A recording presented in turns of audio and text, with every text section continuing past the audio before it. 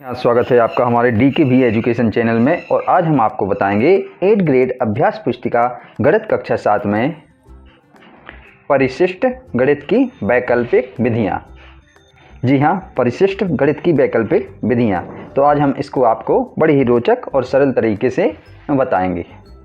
क्वेश्चनों को हल करने से पहले हम आपसे यह कहना चाहते हैं कि यदि आपने हमारे चैनल को सब्सक्राइब नहीं किया हो तो कृपया चैनल को सब्सक्राइब कर लें और बेल आइकन को प्रेस कर दें ताकि हमारे आने वाले वीडियो का नोटिफिकेशन आपको मिलता रहे। तो क्वेश्चन नंबर 1 है कि एक आयत के विकर्ण पर बने वर्ग का क्षेत्रफल होता है। तो एक आयत के विकर्ण पर बने वर्ग का क्षेत्रफल क्या होता है? आयत की दोनों भुजाओं पर बने वर्गों के क्षेत्रफल के योग के बराबर। तो ऑप्शन नंबर डी अपना सही होगा। तो डी और लिख देते हैं, आयत की दोनों भुजाओं पर बने वर्गों के क्षेत्रफल के योग के बराबर। डी नंबर गोले को भर लेते हैं।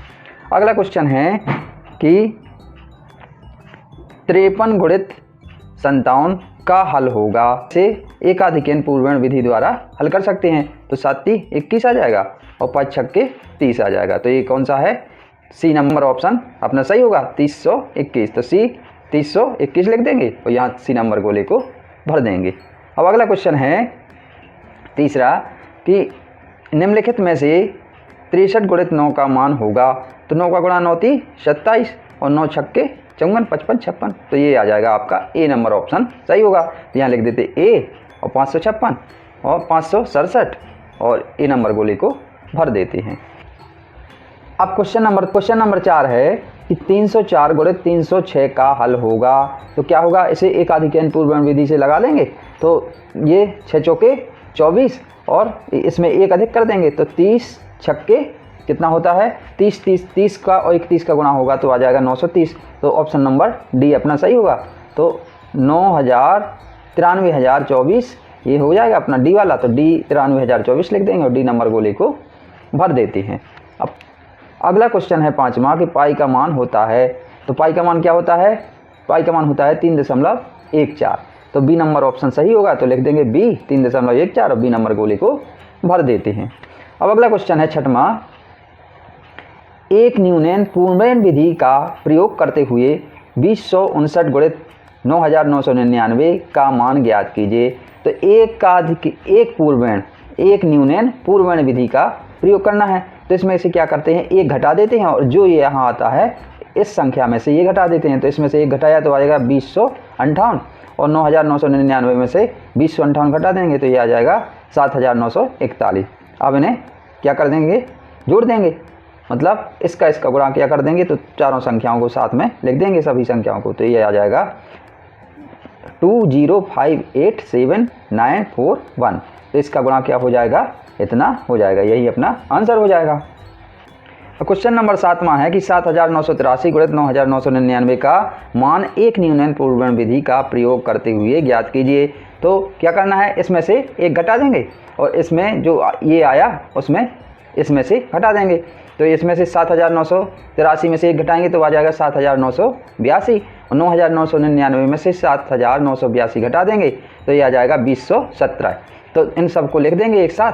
तो इतने का गुणा हो जाएगा 7983 गुणित 9999 का गुणा क्या हो जाएगा? 79822017। यही अपना आंसर हो जाएगा। क्वेश्चन नंबर 8वां है कि 86 गुणित 84 को वैकल्पिक विधि का प्रयोग करते हुए हल कीजिए। इसको क्या करना है? वैकल्पिक विधि को के द्वारा हल करना है। तो सबसे पहले यह देखते हैं कि जो इसका इकाई का अंक है उसका मान कितना होना चाहिए? 10 होना चाहिए और दहाई का अंक समान होना चाहिए। तो हम क्या करते हैं? वैकल्पिक विधि का प्रयोग करके इसको हल कर सकते हैं। तो ये लिखा है उत्तर में कि हम जानते हैं कि इकाई के अंक का योग 10 तथा दहाई के अंक समान हों तो हम वैकल्पिक विधि से गुणा कर सकते हैं। तो क्या करते हैं? 86 गुणित 84 लिख दिया तो इकाई का गुणा इकाई में होगा। तो 6 चौके 24 और दहाई में क्या करेंगे? 8 गुणित इसमें 8 में एक जोड़ देंगे तो ये हो जाएगा 9। तो 8 × 9 = 72। तो इसका गुणा हो जाएगा 86 गुणित 84 बराबर 7224। तो यही अपना आंसर हो जाएगा। अब अगला क्वेश्चन है 9वां कि 67 गुणित 63 को वैकल्पिक विधि का प्रयोग करते हुए हल कीजिए। तो 67 गुणित 63 तो क्या है 7 और 3 इकाई का अंक क्या है 10 आता है इसका जो योग, और ये समान है दहाई के अंक। तो हम जानते हैं कि इकाई के अंक का योग 10 तथा दहाई के अंक समान हो तो हम वैकल्पिक विधि से गुणा कर सकते हैं। तो इकाई का गुणा इकाई में होगा 67 गुणित 63 लिखा है तो 30 7 21, और 6 का गुणा करेंगे, इसमें 6 में 1 जोड़ देंगे तो 7 6 7 42, तो ये आ जाएगा 42/21। तो 67 गुणित 63 बराबर 4221, यही अपना आंसर हो जाएगा। अब अगला क्वेश्चन है 10वां कि 105 गुणित 105 का हल 100 आधार मानकर वैकल्पिक विधि का प्रयोग करते हुए हल कीजिए। तो देखिए 5 इकाई का अंक है, इसमें भी इकाई का अंक 5 है, तो 5 5 क्या है ये 10 हो जाता है इसका योग, और ये दोनों समान है 10 10।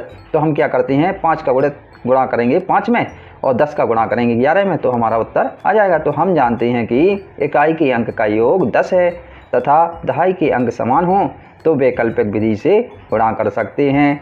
तो 105 गुणित 105 किया और 5 का गुणा 5 में कर दिया तो 5 25 आ गया, और ये 10 का गुणा कितनी बार करेंगे, एक इसमें 10 में जोड़ देंगे तो 11 आ जाएगा, तो 10 का गुणा करेंगे 11 में तो 11 धाम के 110, तो ये आ जाएगा 110/25।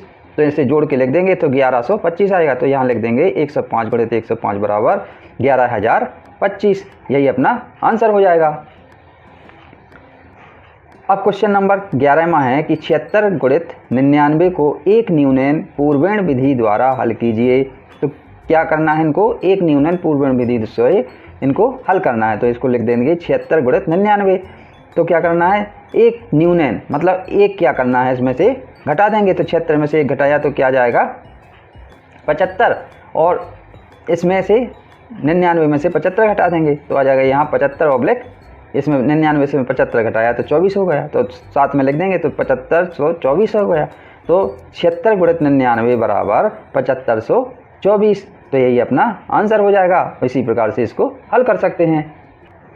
अगला क्वेश्चन है 12वां कि 8 गुणित 999 को वैकल्पिक विधि द्वारा हल कीजिए। तो क्या करना है इसको वैकल्पिक विधि द्वारा हल करना है। तो इसमें क्या है कि इसके इकाई का अंक क्या है जो हैं तो उनका योग क्या है 10 नहीं आता, तो इसको क्या करेंगे एक न्यूनन पूर्वेण विधि द्वारा कर सकते हैं, क्योंकि यहाँ 999 लिखा है 999 है, तो इसे एक न्यूनन पूर्वेण विधि द्वारा हम हल कर देंगे। तो इसे कैसे हल करेंगे, तो 8 गुणित 999 लिख देंगे, तो 8 को 8 में से 1 घटाएंगे तो 7 आ जाएगा, और 999 में से 7 को घटाएंगे तो आ जाएगा 992, तो इसको साथ में लिख देंगे तो 7992। तो 8 गुणित 999 बराबर 7992, तो यह है अपना आंसर हो जाएगा। इस प्रकार से इसको हल कर सकते हैं। क्वेश्चन नंबर 13वां है कि 38 गुणित 99 को वैकल्पिक विधि द्वारा हल कीजिए।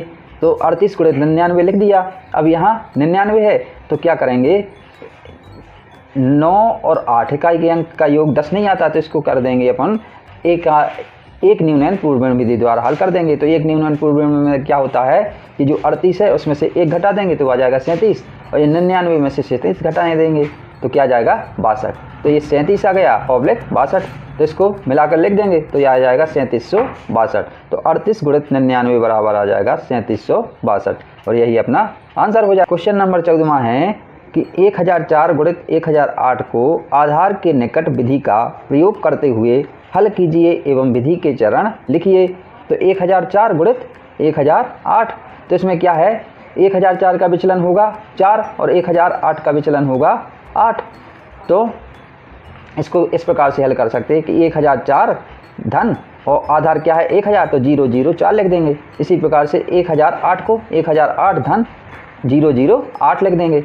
अब इसका क्या कर देंगे पहले इनको गुणा कर देंगे, तो विचलन का गुणा करेंगे तो 8 चौके 32 हो जाएगा, और ये 0 आ जाएगा, क्योंकि 1000 इसका क्या है जो आधार है वो 1000 संख्या है, तो इसलिए ये इसके 3 संख्या में आएगा, तो 0 32 ऑब्लिक। अब इसका क्या करते हैं इसको इसमें जोड़ेंगे या इसको इसमें जोड़ेंगे, तो मान क्या आना चाहिए 1 सा आना चाहिए। तो इसको इसमें जोड़ा तो 1012 आएगा, इसको इसमें जोड़ेंगे तो 1012 आ जाएगा, तो लिख देंगे 1012 0 3 2। अब इसको क्या करेंगे सबको मिला के लिख देंगे तो 1012 0 12, तो कितना आ जाएगा इकाई दहाई सैकड़ा हज़ार 10,000 लाख 10 लाख, तो ये आ जाएगा 10,12,000 12। तब 1004 गुणित 1008 बराबर 10,12,012। तो यही अपना आंसर आ जाएगा। तो विधि के चरण होंगे कि आधार 1000 है, तब आधार में 3 शून्य हैं, तब उत्तर के दाएं पक्ष दाएं भाग में 3 अंक होंगे, मतलब 004 गुणित 008। तो ये आ जाएगा अपना 8 चौके 32। तो ये बायां भाग का आ जाए, दायां भाग का आ जाएगा अपना 032। तो विचलनों का गुणा कर देते हैं, ये विचलन थे, इनका गुणा कर दिया तो ये आ गया 032। अब उत्तर का बायां भाग, ये दायां भाग आ गया। उत्तर का बायां भाग के लिए क्या किया, उत्तर का बायां भाग एक संख्या धन दूसरी संख्या का विचलन। तो एक संख्या माना ये है, दूसरी संख्या का विचलन ये होगा। तो 1004 धन 008 तो आ जाएगा 1012। और इसी प्रकार से एक संख्या 1008 है और दूसरी संख्या का विचलन है 004, इनका योग हो जाएगा 1012। तो इस प्रकार से इसको हल कर सकते हैं। ये आ गया। तो उत्तर का बायां भाग दायां भाग आया गया था, उत्तर का बायां भाग आ गया, तो इनको मिला के लिख देते हैं तो आ जाएगा 10,12,012। तो इस प्रकार से इस सवाल को हल कर सकते हैं। तो ये इसको हल किया और इसकी ये विधि के चरण लिख दिए। अब माँ के चित्र द्वारा पाइथागोरस प्रमेय को दर्शाइए। तो क्या करना है, पाइथागोरस प्रमेय को चित्र द्वारा दर्शाना है। तो सबसे पहले क्या करते हैं, लिख देते हैं कि पाइथागोरस प्रमेय हमेशा त्रिभुज में कार्य करती है। पाइथागोरस प्रमेय जो होती है वो हमेशा क्या होती है, त्रिभुज के लिए कार्य करती है। और त्रिभुज के एक कोण का मान हमेशा क्या होना चाहिए, 90 डिग्री होना चाहिए। यदि 90 डिग्री है तो पाइथागोरस प्रमेय कार्य कर जाती है। तब ये चित्र है, तो इसको ये चित्र ABCD, ये त्रिभुज बनाया, ABC एक त्रिभुज बनाया। तो इसमें AB है वो आधार होता है और BC है वो लंब होता है, क्योंकि इस पर एक सीधी रेखा 90 डिग्री का है, तो ये लंब होगा इसका। BC क्या है, इसका लंब होगा। और C से ये मिला देते हैं तो AC हो जाएगा इसका कर्ण। तब होता है इसका पाइथागोरस प्रमेय होती है जो कि AC मतलब कर्ण का वर्ग बराबर लंब का वर्ग धन आधार का वर्ग। तब AC का वर्ग बराबर BC का वर्ग धन AB का वर्ग। जो कर्ण का वर्ग है वो आधार और लंब के वर्ग के योग के बराबर होता है। तो यही अपने पाइथागोरस प्रमेय है। आई होप कि आपको यह टॉपिक बहुत अच्छी तरह से समझ में आ गया होगा। अगले टॉपिक में, अगले अध्याय में हम आपसे फिर मिलेंगे। तब तक के लिए धन्यवाद। जय हिंद।